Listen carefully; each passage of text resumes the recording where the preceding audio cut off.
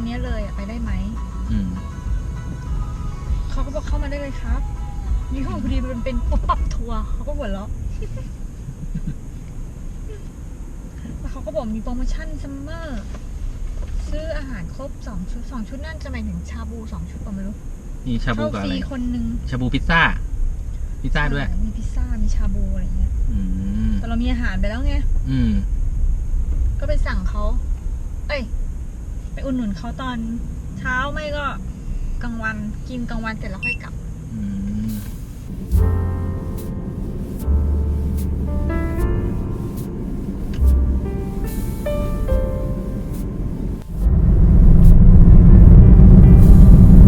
ไม่ได้แบบว่า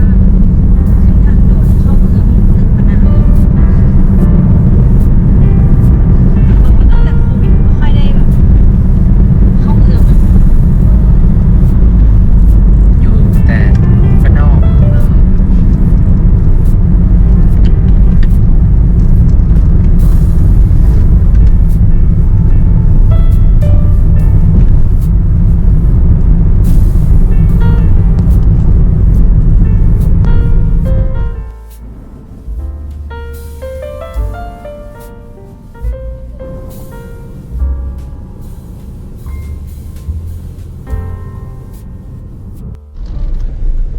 มันมืดมากเลย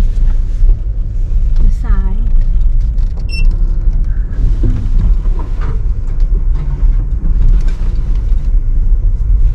ไม่มีใครอยู่แล้วเปล่าเข้ามาผิดเส้น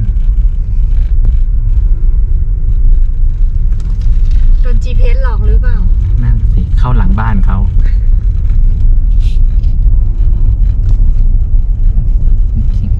นี่ว่ามาผิดแล้วแหละเลี้ยวขวาแล้วจุดหมายของคุณจะอยู่ทางขวา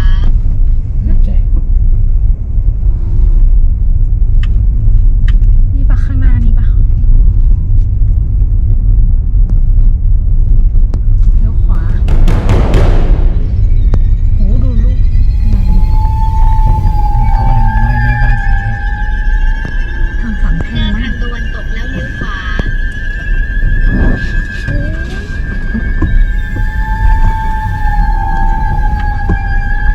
มันผิดทางแล้วอ่ะมันเข้าไปดูตรงนู้นก่อน GPS มันบอกให้ขับรถเราได้เลยเ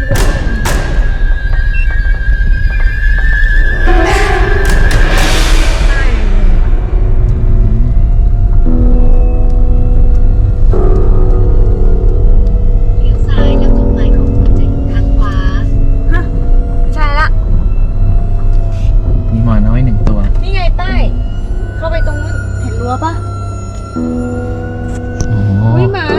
เจ็บขา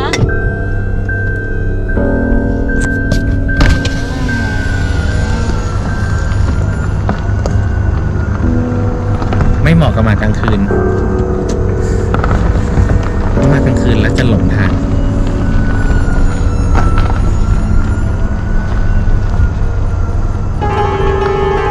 ศรีราชาครีกแคมปิ้งบางพัก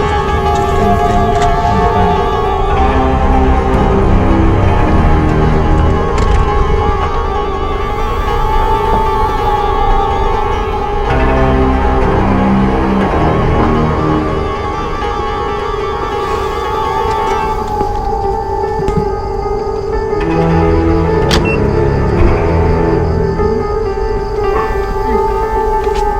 ๆสายไฟ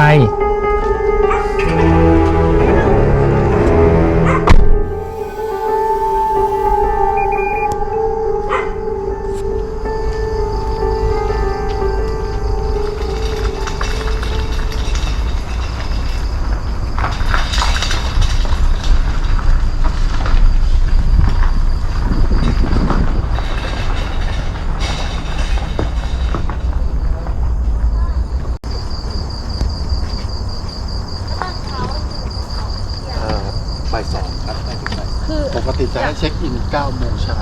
ถ้าเราเริ่มเช็คอิน 9 โมงครับแล้วก็เช็คเอาท์บ่าย 2 เอาไป ครับ คืออยากได้ที่มันตอนเช้าร่มๆไม่โดนแดดอะค่ะ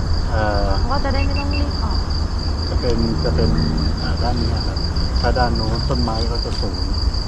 ด้านนี้เป็นทิศตะวันออกพอแดดมาเนี่ยต้นไม้ทางนี้จะเตี้ยพอต้นไม้เตี้ยเนี่ยใบก็จะปุมแล้วก็พอแดดมาเนี่ยก็จะยังร่มอยู่แต่ถ้าเป็นโซนโน้นเนี่ยต้นไม้จะสูงพอเวลาแดดออกมาเนี่ยจะส่องมาโดนแต่ถ้าบ่ายถึงจะร่ม อ๋องั้นเอาตรง เที่ยง แถวนี้ดีกว่า ได้ พี่เขาบอกเหมาลาน เหมาลานเลยรอบนี้ เป็นธรรมดาเรามาวันธรรมดาก็อย่างเงี้ยแหละคนไม่มี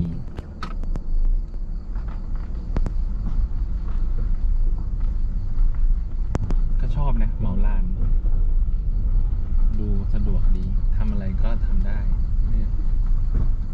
บางทีก็ความเกรงใจอะนะ เราจะได้ไม่ต้องเครียดเลยมาก ว่าจะต้องให้คนนู้นคนนี้เขารบกวนเขาหรือเปล่าอะไรอย่างนี้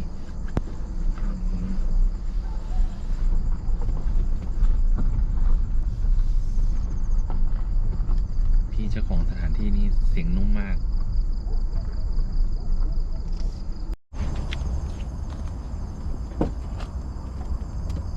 เดินไกลหน่อยแต่วิวสูงกว่า นี่ยาคูคลินิกมาด้วย ไม่ต้องกลัวรอบนี้เรามีรถเข็น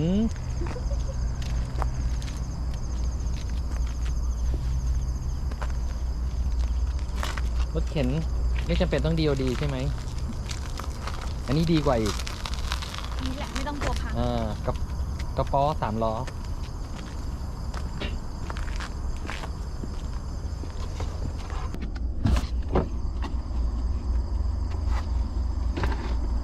เอาในขวางนี้ไม่พอวางเหรอ เต็มพอดี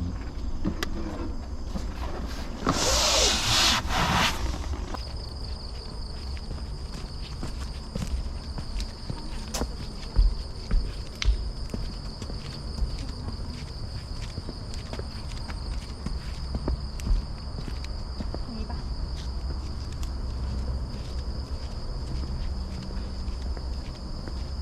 ไม่ใหญ่นะเนี่ย เ